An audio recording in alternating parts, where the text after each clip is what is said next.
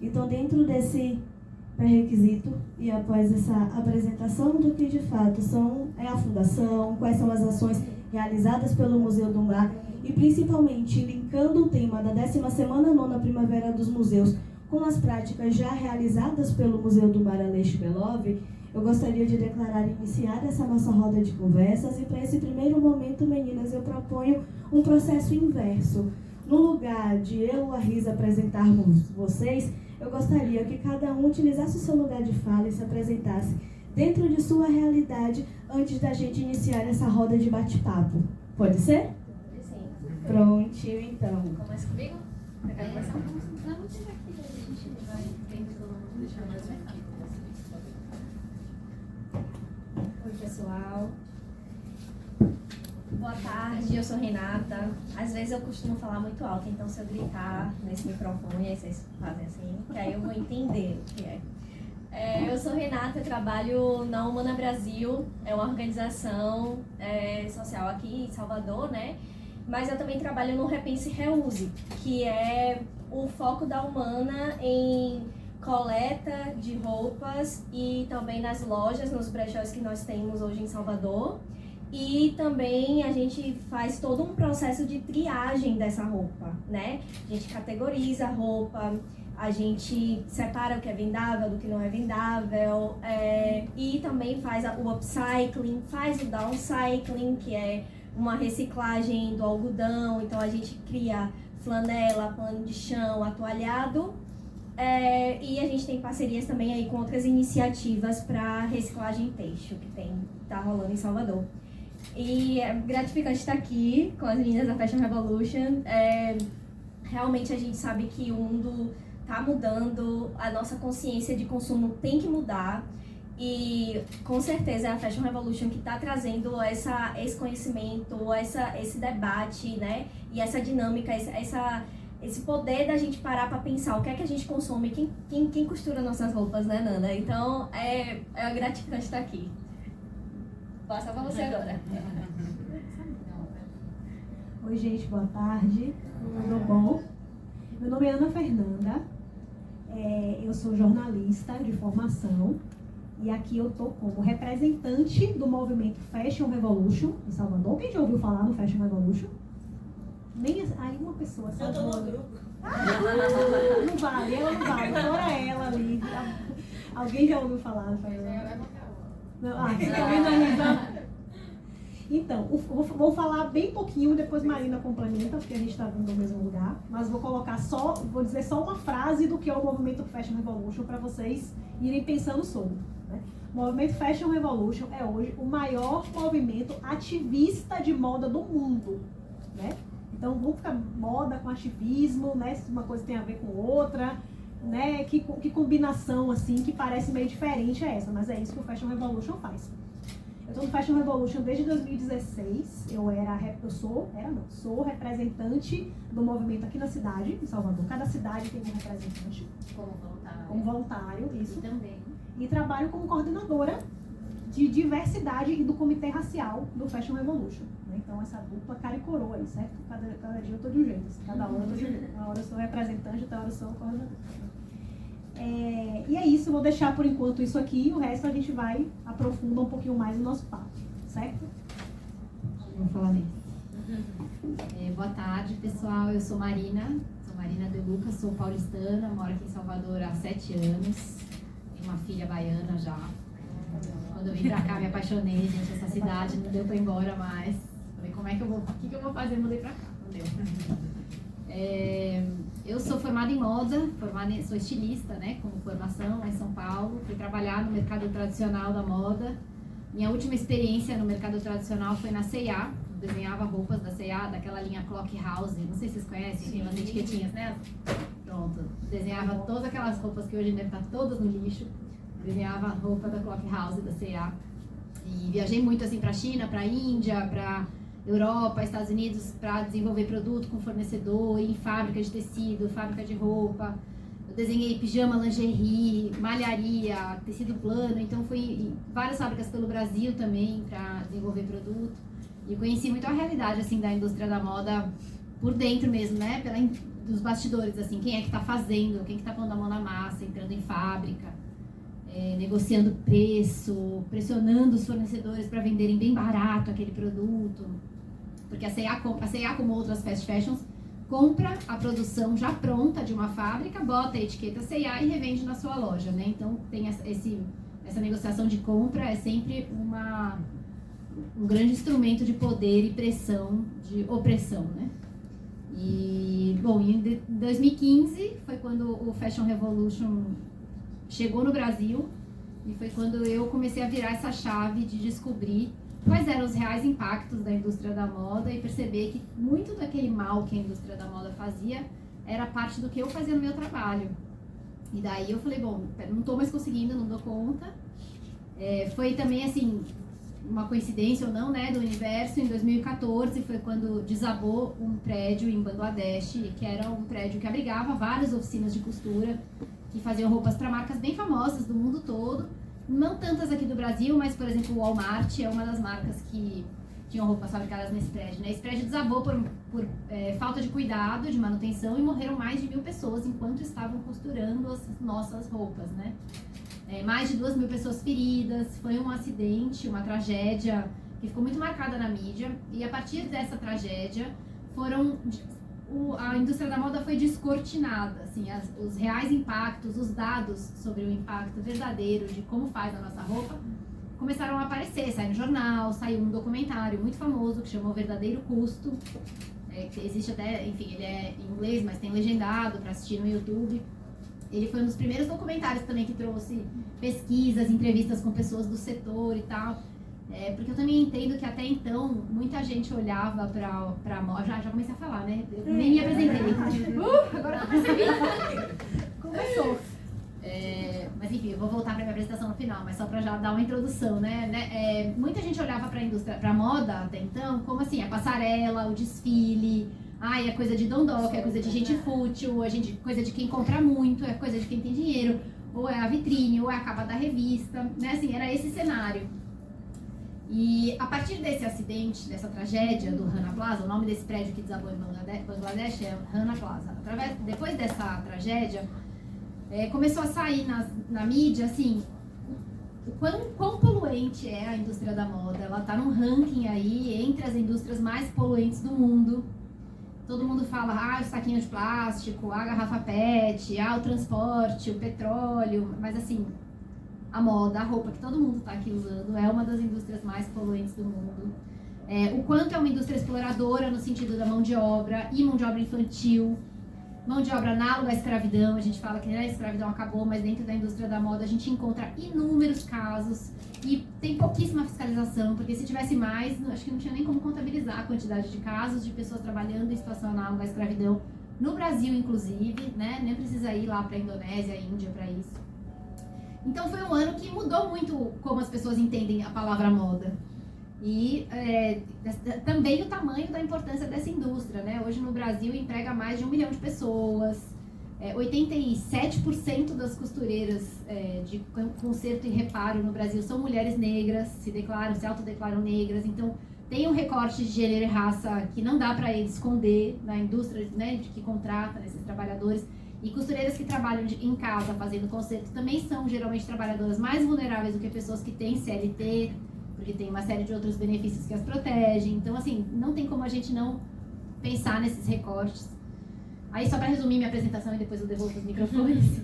Nessa época eu saí da C&A e comecei a trabalhar no Fashion Revolution, que estava começando como um movimento voluntário, todo mundo querendo perguntar quem é que fez minhas roupas. Tinha esse hashtag, na época a hashtag ainda era super famoso, hoje já está meio ultrapassado a hashtag. Quem fez minhas roupas, a ideia era a gente dar luz, dar voz, dar nome, dar história para quem está fazendo a nossa roupa, entender que a roupa não nasce na prateleira, né? A gente começou pequenininho, hoje a gente está presente em mais de 90 países no mundo.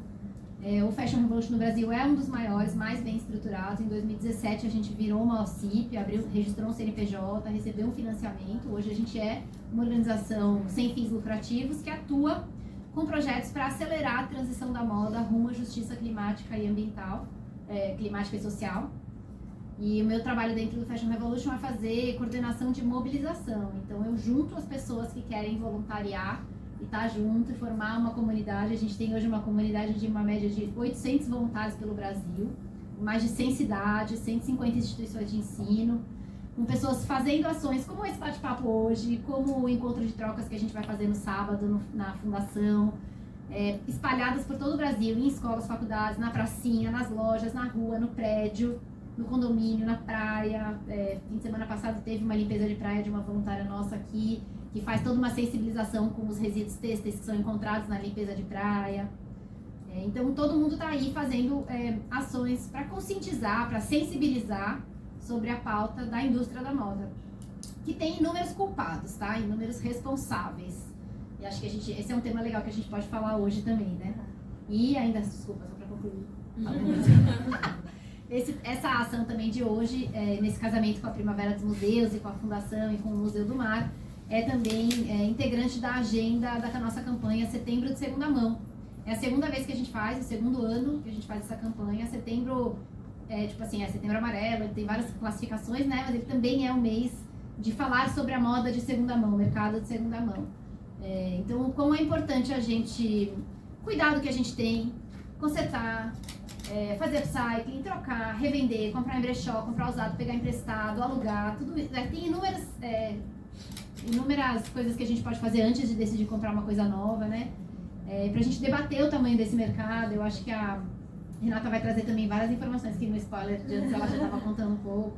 Mas é um mercado que está crescendo muito, ainda bem, assim, tudo bem que hoje é uma modinha, um trend, assim, mas que bom que através disso, exatamente, a gente está conseguindo ter uma ferramenta para combater um pouco essa produção excessiva que a moda vive hoje, sabe? Porque a gente pode, hoje a gente fala assim no Fashion Revolution que você pode mudar todas as práticas da indústria da moda, tudo como uma roupa é feita você pode melhorar, do melhor jeito possível.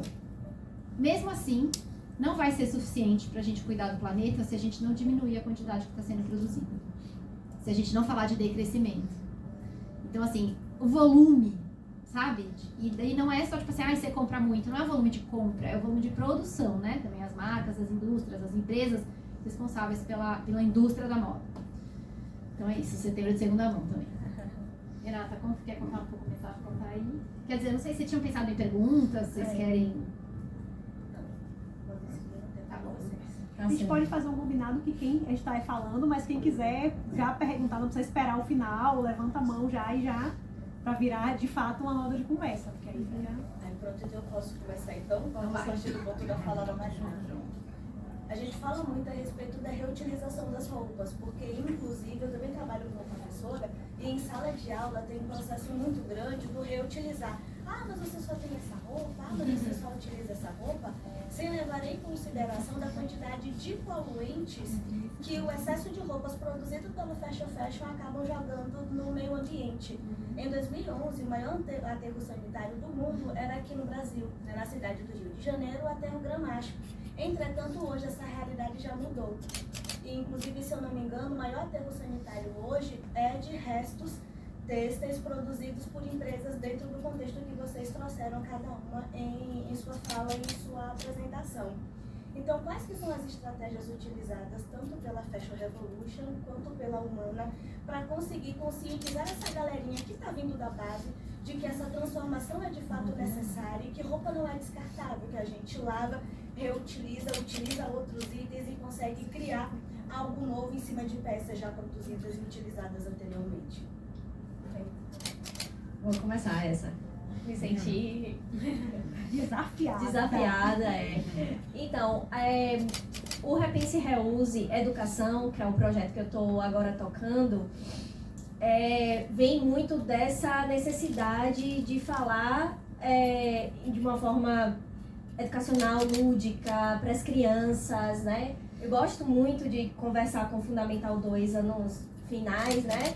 Porque eu acho que também já está criando uma consciência, já tem uma mesada, já compra. Então vem dessa ideia de que a gente precisa ir para as escolas, conversar sobre consumo, conversar de onde vem essa roupa, de como esse material é feito, quanto tempo esse material se degrada, né, no sistema. Então, o Repense e Reuse hoje, que são esses coletores, não sei se vocês já viram, os coletores verdes que tem nas praças. Aqui na praça tem, viu, Risa? A gente colocou na praça. E você representaram, hein? A gente colocou um coletor aqui. Tá faltando um coletor aqui no lago. Foi mesmo, ela me ligou pra falar, tá faltando um coletor. Eu liguei pra logística, a logística disse, não, acho que já tá em tramitação com a Vamos botar prefeitura. uma roupinha caprichada no coletor da Rupana. Só que aí a é roupa isso. ferrada, põe Vem- no da Rena, põe em outro Isso. lugar. Põe Vem- a roupa ferrada. Vem dessa iniciativa também, porque hoje quase 40% da roupa que a gente está coletando está sendo descarte. Então a gente tem essa iniciativa de temos a triagem da roupa, isso é muito importante, isso é o que difere uma empresa que somente coleta e a gente não sabe o que é que acontece, de uma iniciativa que tria essa roupa. Que contrata gente mesmo, né, pra estar lá triando qual é a qualidade, o que é que vai ser feito, que material é esse, dá pra reaproveitar, dá pra fazer uma costura criativa, que é o que o ateliê de costura faz. A gente tem um ateliê de costura no próprio Repense e Reuse, né? Então esse é o diferencial de uma empresa que pega tudo e no final a gente não sabe o que é que tá acontecendo com esses dados, né? A gente precisa saber o momento certo de descartar roupa. A gente precisa entender que tem uma roupa que a gente comprou que não cabe no nosso primo, ou na nossa prima, ou na nossa mãe, e que tem um coletor específico para isso, né? Mas não roupa contaminada, porque também muitas das roupas que estão nos nossos coletores, elas estão contaminadas, suja, com fezes, enfim, com várias coisas que acaba contaminando o coletor inteiro. Então as pessoas, elas ainda não têm, a população não tem essa consciência do que é que se descarta em um coletor têxtil, né? Então essa iniciativa de ir para as escolas, falar, vir em museus que estão abertos, né? É muito sobre isso, também conscientizar sobre o consumo, como as meninas falaram, mas que esse não isso é uma parte do problema, né? Mas, e também entender como desse texto, o que é que a gente vai descartar nesses coletores, dessas iniciativas, né? Então, é basicamente isso que a gente faz lá no Repense. A gente tria mesmo, a gente toca na roupa, no sapato, vê se tem segunda, terceira vida para aquela peça, né? Acessório, tudo. Aqui, meu acessório foi feito lá pelo Repense também. Suspeitei, né? É feito de zíper, né? Então, assim, a gente tenta criar tudo. A gente tem as bolsas que são feitas pelo Repense. Hoje, inclusive, a gente estava no Jornal da Manhã. Chiquérrima. Então, a gente reaproveita o zíper, né? Todo. O que não reaproveita de fato é a linha, porque a gente precisa comprar linha e agulha. Mas o que a gente pode reaproveitar do jeans é um descarte de jeans imenso. O Brasil é um dos maiores produtores de jeans do mundo, né? Então a gente tem um descarte de jeans surreal e que dá para criar novas peças a partir disso. E dá para voltar para o sistema tranquilamente. Isso aqui é de almofada. Também o zíper aqui, todo reaproveitado. Tecidos também, costumam doar pra gente nos coletores tecido. E a gente reaproveita tudo o que é possível. Tudo o que é possível.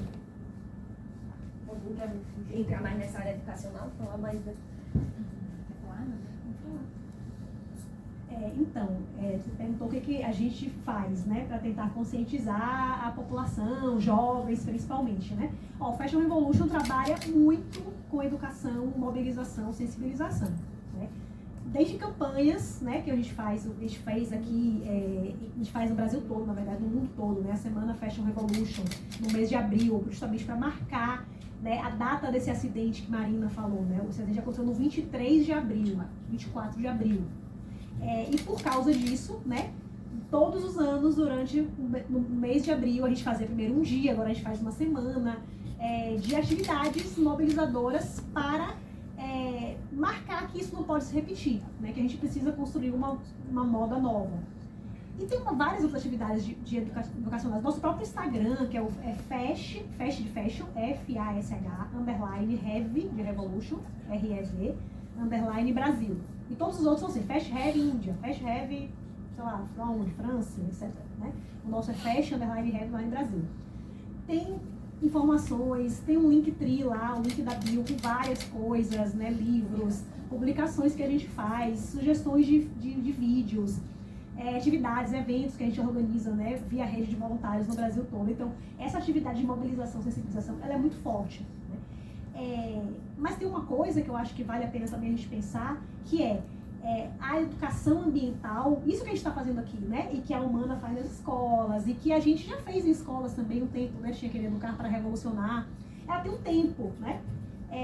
E a gente vive hoje num momento de crise climática em que talvez a gente não possa mais esperar esse tempo, né? Que as crianças cresçam, os jovens cresçam, assumam o poder, façam coisas, entender que tem uns anos aí, né? Então a gente tem também uma ação de mobilização e uma atenção muito grande a poder público, né? A que leis a gente tem hoje, que leis são necessárias, o que é preciso mudar em termos de regulação e de políticas para que, por exemplo, esse trabalho de cuidar dos resíduos não fique só a cargo de uma ONG, né? Que tem que captar recurso, se virar, pagar gente, que está fazendo um trabalho belíssimo, enquanto as empresas que estão poluindo estão, ó, tipo, delícia, né? Eu jogo fora tudo, poluo, faço um horror aí, e tem as ONG aí estão cuidando, né? Ou então eu pego todo o meu lixo e dou na mão de uma cooperativa e tipo, ó, se vira aí, tô te doando, ó, tô te doando meu lixo, tô te doando aqui esse material, dá seu jeito, né? Isso é um problema regulatório, né? E que o Brasil precisa mudar. Então, assim, tem esse lado da educação ambiental, mas tem também um lado de uma atenção, né? A regulação, políticas, legislação. A gente fez, saiu ontem, foi ontem aquele post maravilhoso das leis. A gente publicou ontem no Instagram, né? Um post sobre legislações. E a gente vê que a legislação brasileira hoje, ela não olha para o resíduo têxtil, não olha para o impacto da moda em si, né? Parece que parou lá naquela ideia que Marina falou, daquela moda lá. Não, moda é esse negócio aí, as moças desfilando, tudo suave, tem nada aí, né? E, na verdade, a moda está gerando aí um problema, né? Deixando um rastro, né, de poluição, de problemas, de sujeira no mundo, que precisa ser olhado e precisa se responsabilizem nessas empresas para que essas coisas mudem. Complementando também, acho que o nosso mote inicial, que é o Quem Fez as Minhas Roupas, ele é uma campanha que incentiva qualquer pessoa a pensar, a dar um rosto, né, como eu tinha falado, assim, para a peça. E quando a gente humaniza a peça que a gente está usando, a gente tem uma expectativa de que a pessoa ame mais o que ela tem. E ao amar mais, as roupas amadas duram mais, né, a gente cuida melhor. Então, assim, essa coisa de usar de novo a mesma roupa todos os dias, repetir o vestido na festa e tal, quando você ama muito, tanto faz se alguém tá te olhando feio, se você tá repetindo ou não. Quando foi sua avó que fez aquele vestido, com o tecido que você escolheu, quando a sua avó não tá mais aqui, você quando veste o vestido lembra dela, quando você tem uma peça que você pegou uma camisa do seu pai, que também já faleceu e fez um upcycling transformando em outra coisa, e você lembra dele quando você usa. Quando você tem uma relação de amor e de história com aquilo que você tá usando, e não banalizada e descartável, como é entrar numa fast fashion e comprar 9 blusinhas de uma vez e usar, e 1, 2, 3 vezes esquecer no armário. Quase todo mundo tem roupa com etiqueta no armário que nunca usou, porque a gente compra demais, né? Porque a gente não sabe o nome da pessoa que fez, a história, se ela tem filhos, se era um homem, se ele mora no Brasil, se... Vamos fazer um exercício agora. Todo mundo que puder, olha a etiqueta da roupa que tá usando, aquela etiqueta de dentro. Eu não vou olhar porque foi eu que fiz assim, né? Já sei. Mas olhem a etiqueta da roupa que vocês estão usando, se der, né? Quem tá de vestido macacão não dá, mas quem tiver de camiseta, jaqueta, dá pra olhar aquela etiquetinha aqui do lado, assim, ó. Quando vocês olham essa etiqueta, o que vocês conseguem descobrir sobre quem fez a sua roupa?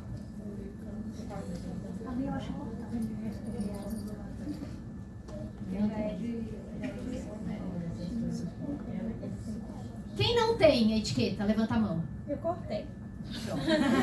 Mas é ótimo você dizer isso. Quem cortou ou tá com a roupa que já veio sem? Levanta a mão aqui, ó. Um monte de gente, 1/3, vai, das pessoas. Isso já é uma prova de que a gente descarta a informação de onde veio a nossa roupa. Sem nem pensar, porque pinica.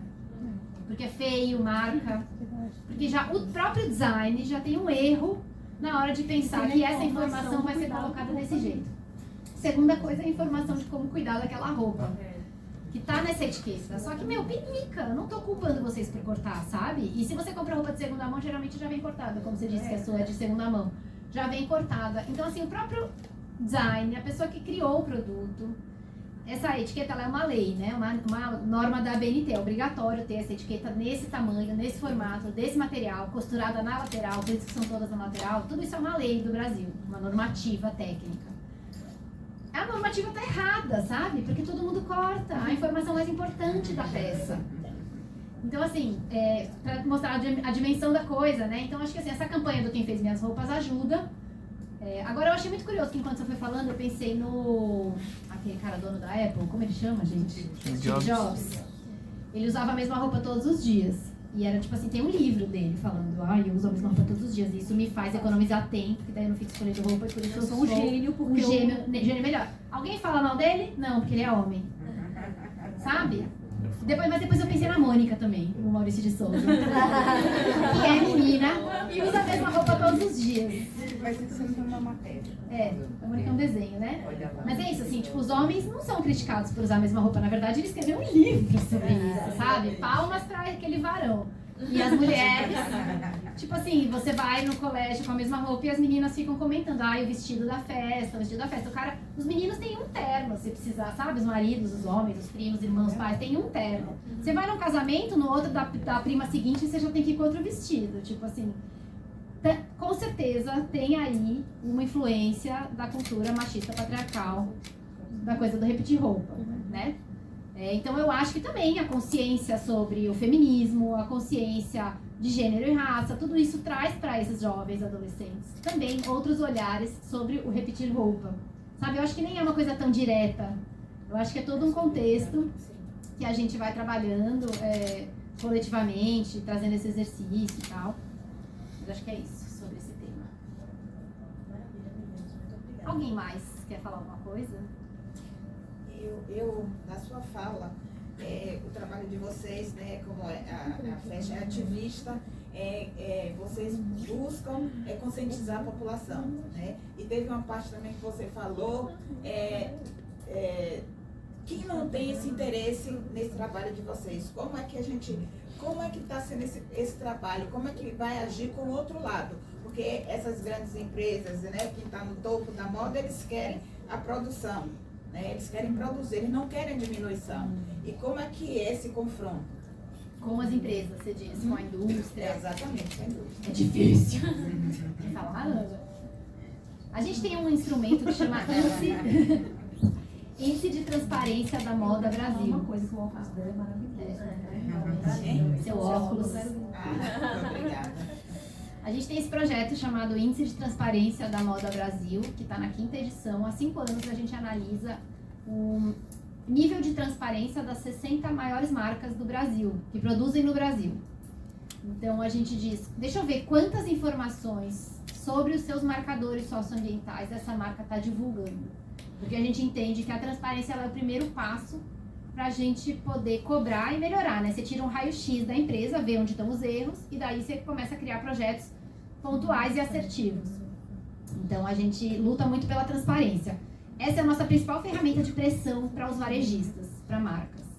É um relatório público, qualquer pessoa pode baixar ele no nosso site e como ele já tem 5 edições, você já consegue ver também uma evolução, ou qual é o contrário de evolução? Involução. Uma involução das marcas no nível de transparência. E também a gente entende que a marca que não conta o que faz, tem alguma coisa. Se ela não quer ser transparente é porque ela quer Não está esconder certo. alguma coisa, né? E daí a gente tem níveis baixíssimos assim, de transparência das marcas brasileiras e também internacionais que operam no Brasil. E a produção desse relatório também é uma fonte de dados para pesquisas acadêmicas e construção de possíveis políticas públicas. Então, acho que hoje essa é a nossa principal ferramenta assim, para tentar articular essa conversa com as marcas. Mas a gente também tem uma conversa muito intensa e aberta com a ABIT e a BVTEX. A ABIT é a Associação Brasileira da Indústria Têxtil, a BVTEX do Vestuário e Têxtil. No sentido de tentar articular cada vez mais atividades para que os fornecedores, as fábricas, sejam influenciadas também por isso, porque a cadeia da moda, esse é um dos grandes desafios, ela é uma cadeia muito opaca e muito dispersa, assim, muito ramificada, né? Como eu estava explicando, a C&A, por exemplo, é a varejista que vende o produto final, mas ela produz as camisetas em uma fábrica, mas ela produz os tênis em outra fábrica, mas ela produz o botão, ela compra o botão, quer dizer, o bordado da camiseta em outro lugar. E daí esse cara que ela compra a camiseta, ela pede muitas, o pedido é muito grande. Às vezes ele não dá conta na velocidade que a C&A quer. Então ele pega e contrata, faz subcontratações. Que às vezes também não dão conta e também fazem subcontratações. Tem, inclusive as auditorias dessas empresas hoje tem regras para um nível, só pode ter até o 4º nível de subcontratação, porque é o nível que eles conseguem ter um mínimo de auditoria e controle, para não ter exploração trabalhista, e mesmo assim tem, né?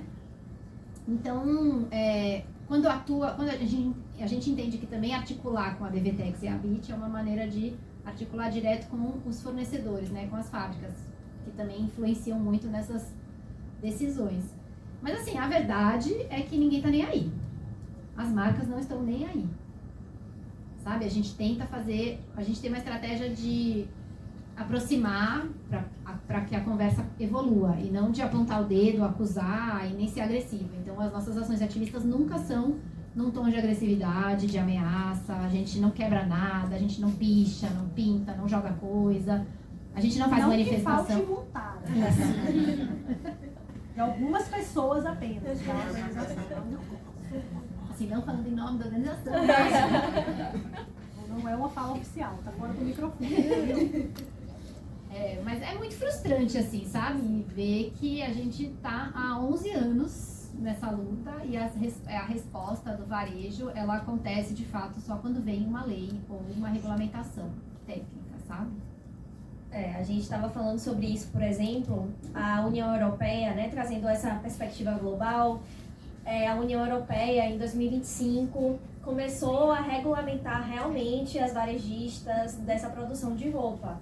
Só que a gente não pode esperar que sempre o norte global esteja nessa vanguarda, que faça as coisas primeiro, que esteja fazendo para a gente poder replicar no Brasil ou na América do Sul ou na América Latina como um todo.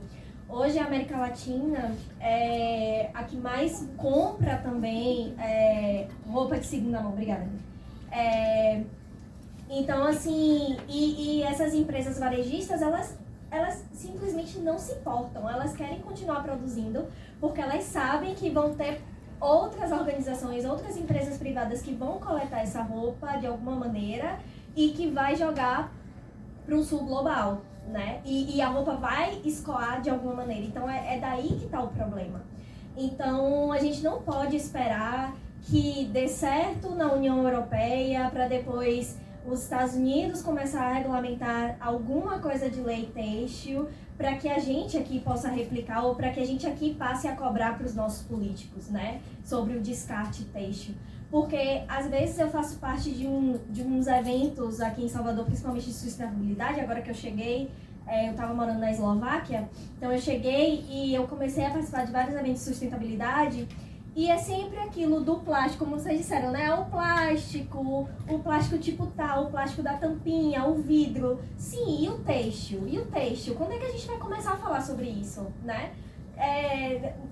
A gente não tá para a população em geral esse entendimento de que há uma extrema produção de roupa e que a gente precisa olhar para isso, a gente precisa ter um descarte correto, a gente precisa de leis para regulamentar essa produção, né? Então, é bem complicado e às vezes até desesperador, porque é meio perigoso olhar para a figura grande, melhor a gente ter a nossa esperança do dia a dia, de que cada coisinha que estamos fazendo faz a diferença, né? Porque se a gente começa a olhar para o todo, assim, é meio desesperador. Mas assim, acho que também é importante falar algumas... Esse negócio da consciência de descarte têxtil, realmente a gente não tem nem dados, né, de qual... Eu estou aplicando para um mestrado agora de meio ambiente para calcular o impacto ambiental de um abadá, do Carnaval de Salvador. Que é uma peça de uso único, né, a gente usa um dia só e ela é uma peça 100% poliéster, geralmente. E o poliéster, ele é feito de petróleo, né, ele demora mais ou menos 400 anos para se decompor. A gente sabe mais ou menos, porque desde que inventaram o poliéster não passou 400 anos, então nunca nenhum poliéster inventado até hoje se decompôs. Assim como as fraldas descartáveis de bebês até hoje, elas estão todas no mundo, desde a primeira fralda existente na história até hoje, né? Muitos tecidos usam petróleo, tecidos com elastano, acrílico, poliamida, tem esses outros nomes que dão uma disfarçada, mas eles vêm do petróleo. E eles soltam também uma coisa chamada microplástico, no uso e na lavagem mesmo em casa. No corte, na produção, o corte da tesoura libera microplástico, é invisível. É tão micro que o nosso sistema de esgoto não filtra e vai para o mar. Mas no mar ele vai absorvendo toxinas e ficando mais visível. Daí os peixes vêm e acham que é uma comida e comem. E daí a gente pesca esses peixes e come. Já tem vários estudos assim de microplástico encontrado na placenta, no leite materno, no coração, no cérebro. Tem até um estudo, não lembro agora quanto é, mas tipo assim, que a gente come um cartão de crédito por semana, um negócio assim, de quantidade de microplásticos que a gente já consome. Não lembro, tá, quanto é. Água em garrafa, né? Tá libera. Uma das O maiores... legal pra gente conseguir ver isso é tirar aquela tampinha que regula o fluxo de água das torneiras domésticas, principalmente de pia de cozinha. Aquela base dela, ela é removível. Então, quando vocês tiram, vocês conseguiram observar, dá para verificar diversos fragmentos ali pequenininhos, fruto desse processo de acumulação de microplástico que a gente acaba absorvendo através da água. E água tratada, tá? Tudo aí mais. Isso não é uma questão só de Salvador, né? Isso é uma questão do mundo todo. Assim, um dos maiores fontes de microplástico do oceano é o têxtil, são os tecidos feitos de petróleo, poliéster, poliamida, acrílico, elastano. E nessa pesquisa do mestrado, lendo vários artigos e tal, não existem dados sobre quanto resíduo têxtil é gerado em Salvador, na Bahia ou no Nordeste, sabe? A gente participou do Fórum Nordeste de Economia Circular há 2 anos, que aconteceu aqui em Salvador. E, assim, só tinha gente falando sobre coisas têxteis lá. Era uma programação de 3 dias, riquíssima, cheia de assuntos e tal, trazendo até gente de fora, que eu nem acho que precisava, né? O Nordeste já é suficiente para falar disso, mas falta dados, falta pesquisa, falta relatório, porque é isso, falta dar a devida importância, né? A gente vai ter a COP agora em novembro, COP 30 em Belém. E a moda não foi convidada para negociação, sabe? Não, nas mesas de negociação, nas pautas, nos temas, não tem nenhuma pessoa líder, nem da indústria, nem do varejo, nem de nenhum lugar dessa indústria toda da moda convidada para estar lá na negociação. Ou seja, a moda não é levada a sério quando a gente fala sobre crise climática. Sendo que ela é uma das principais responsáveis, sabe? Então, E daí, assim, eu queria pontuar uma coisa, que a gente falou muito do reuso, da sobra do resíduo têxtil, do upcycling e tal, mas assim, a gente tem hoje no Brasil uma única lei que fala sobre isso, que é a Política Nacional dos Resíduos Sólidos, né? Que é para qualquer tipo de resíduo sólido. E a primeira regra dessa lei é não gerar. A segunda regra é reciclar. Todo mundo ignora a primeira. E fala, temos uma política de reciclagem. Tipo assim, gente, a reciclagem ela não é a solução. A reciclagem é lidar com o erro urgente que já está aqui hoje. Tipo assim, tapar o sol com a peneira, é um paliativo, sabe? A gente precisa parar de gerar, diminuir a geração. A sobra, o resíduo é um erro de design. Então, existem tecnologias, sabe? Numa tecnologia muito avançada, existem impressoras 3D de roupa. Você compra um fio produzido de mandioca ou de cana-de-açúcar, bota dentro da impressora 3D, bota a programação da sua roupa, ele imprime só o que você já vai usar. Depois você põe na composteira e ele volta para a natureza sem nenhum tipo de químico, de nada. Isso existe já, sabe? Isso já acontece. Não é uma coisa que está à venda em qualquer loja, mas é uma tecnologia que já existe no mundo das pesquisas. Tipo. Então, só que não é interessante para a indústria, para o governo, né? Parar de gerar. A própria indústria da reciclagem, ela promete dinheiro. Ela promete girar dinheiro e tal. Então é mais interessante dizer que a gente vai reciclar tudo do que dizer que a gente vai produzir menos, que a gente vai não gerar.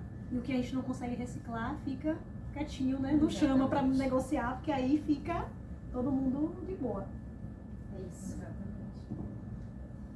Respondemos sua pergunta? Sim.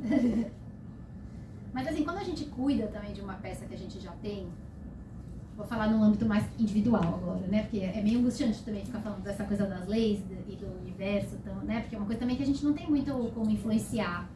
gente vota, a gente cobra de quem a gente votou, a gente vai na passeata, mas fora isso não tem muito, assim, né? Até pode fazer uma pressão online ali naquela marca que você gosta, não gosta.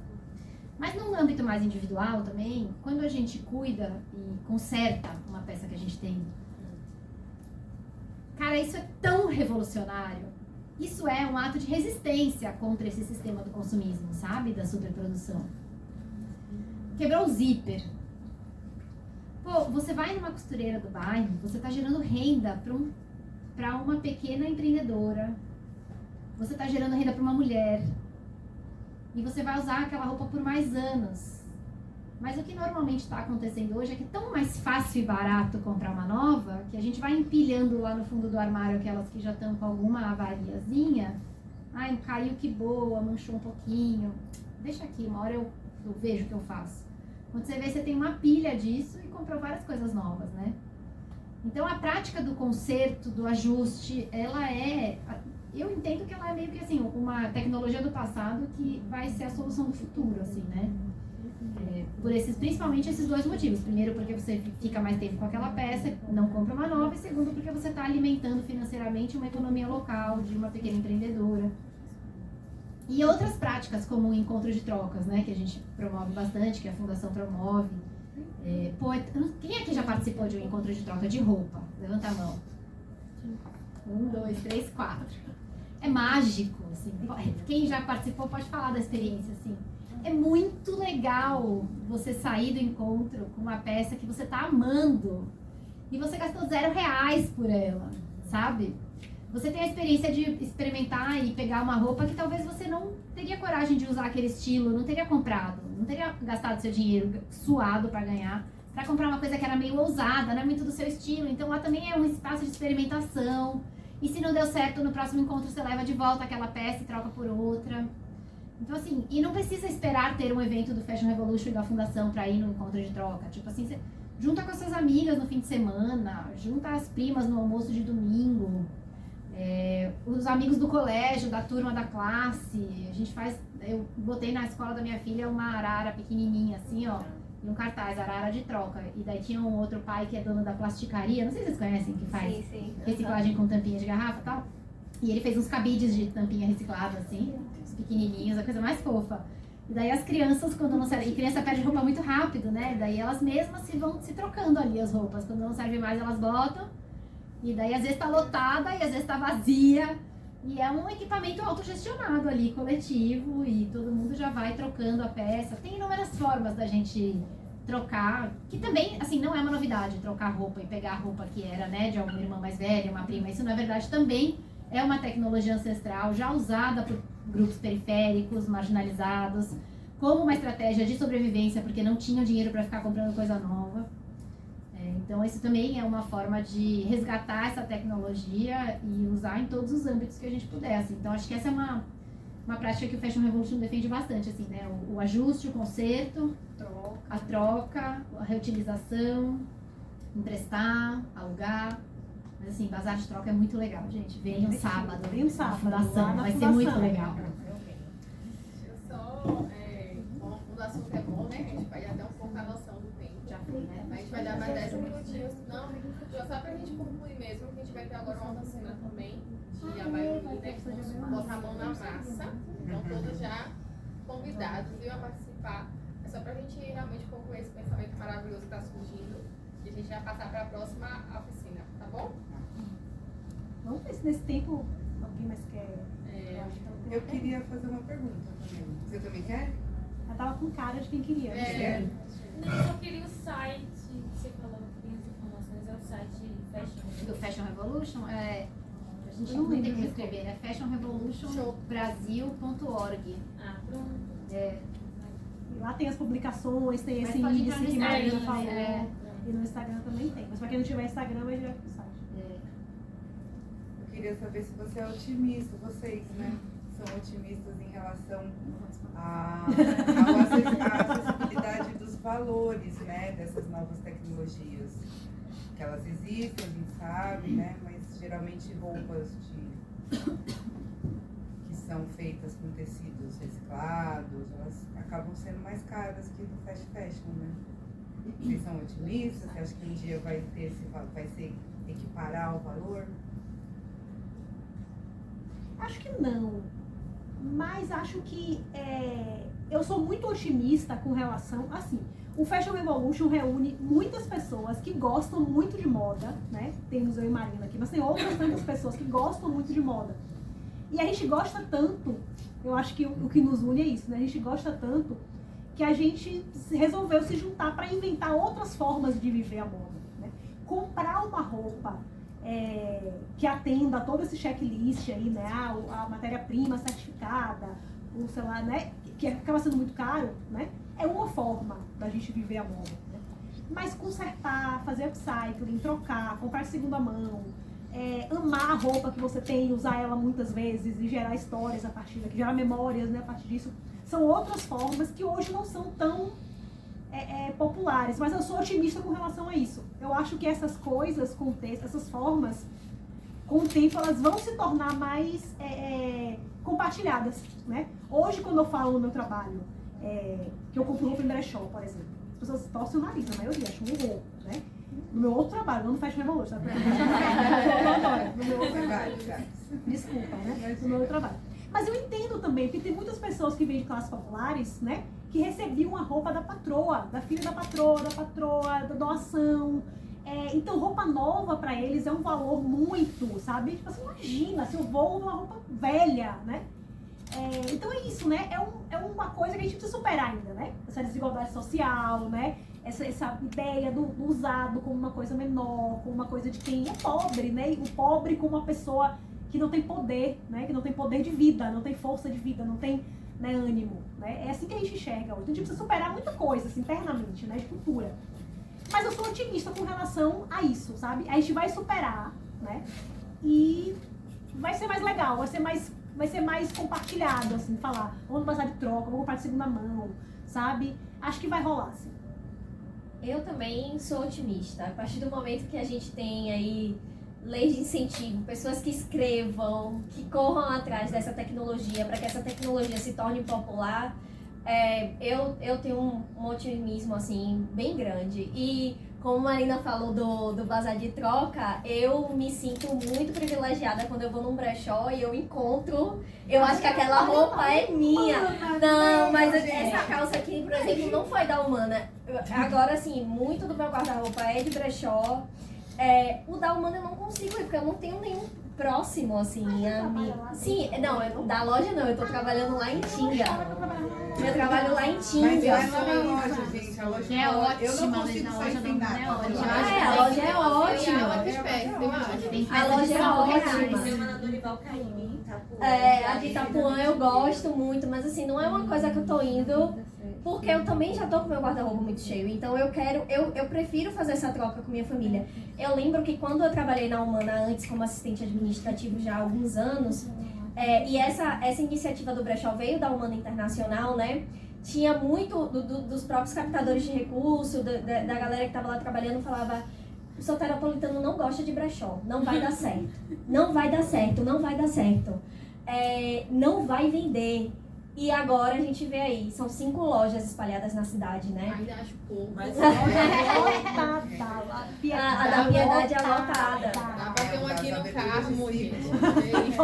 Mas assim, eu acho, eu tenho uma certa esperança e eu acho que vai muito ligada à política pública, assim. Renata, por que você só tem aqui em Salvador? Por que começou aqui? Porque a Humana começou em Cansanção, com projetos de agricultura familiar. Estendeu para Salvador depois de alguns anos, né? E assim, é como que a base da Humana está em Salvador hoje, né? Então é muito palpável para que a organização possa ver se dá certo, se não dá. É uma ONG, então assim, não pode atirar tão alto de primeiro. Mas agora a gente está expandindo para Recife, futuramente para Fortaleza, se der certo. Então assim, tem uma expansão pelo Nordeste mesmo, pensando, né? Mas aqui em Salvador, porque é possível ver o que é que não dá, o que é que dá, qual é o dinheiro que vai ser investido, onde é que vai captar esse recurso, né? Porque tudo vem a partir de captação de recursos mesmo, da ONG. Fico imaginando se botasse esses pontos de coleta em São Paulo. Cara, iam ficar lotados em um segundo, assim, porque o consumismo lá é tão exagerado e a população é tão grande, né? Tão enlouquecida, assim.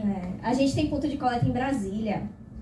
Em São Paulo já é um pouco mais problemático porque a questão tanto da logística, porque é uma logística reversa, ela é muito cara, né? Por mais que a roupa seja doada no coletor e a gente revenda, a gente separe o que é vendável, né? Que a gente chama, só que fazer toda essa logística reversa é muito cara. Por isso que os varejistas não fazem isso, né? É uma logística reversa que é muito cara. E em São Paulo pode ter os problemas de queimar o coletor, roubar, enfim, são muitos vieses que precisa realmente ter uma estrutura maior lá, sabe? Para poder... O coletor por si só, ele sozinho ele pode ser um problema, Vai ser sabe? demolido por São Paulo. Exatamente, ele vai ser demolido. Por isso que não é uma proposta hoje, né? Não é uma proposta hoje. E a proposta é realmente, agora em Recife a gente tem coletor, e começar os projetos também sociais o próprio dinheiro, né, que a gente agaria a partir dessa venda vai ser revertido para a população de lá. Então a gente fazer esse movimento, né, local, sempre. Obrigada, gente. Obrigada, pessoal. Hoje. Eu queria falar só uma pequena coisinha antes, que é o seguinte, primeiro reforçar o convite, né, de vocês aparecerem lá na sede do Instituto, que é aqui mesmo na rua direta aqui seguindo, aquela casinha amarela que Risa apresentou ali, nesse sábado, a partir de 10 horas, a gente vai exibir no mesmo lugar do filme, a gente vai exibir um curta, né, sobre esses assuntos que a gente está falando, vamos trocar, vamos conhecer gente, vai ser uma coisa, é sempre divertido, é sempre uma oportunidade de encontrar, de refletir, de pensar sobre isso. E o segundo que que esse momento aqui, eu sou representante Festa Revolução de Salvador, como eu falei com vocês, desde 2016, né? Então vai fazer 10 anos que eu ocupei esse espaço aí como voluntária. E sempre foi uma luta, assim, sabe? Quem vão ser os parceiros, né? Que a gente vai fazer as coisas, quem vai falar com a gente. Às vezes era só eu correndo de um lugar pro outro, assim, fazia os eventos. O evento era que era Ana Fernanda correndo pra cima e pra baixo, vai lá. E aí isso foi amadurecendo de um jeito e a gente encontrou esses parceiros maravilhosos que são o Instituto e a Humana, né? A Semana Fashion Revolution esse ano foi muito organizada, né? Primeiro que o Instituto é um parceiro, né? É aquele parceiro assim, da fundação, a fundação.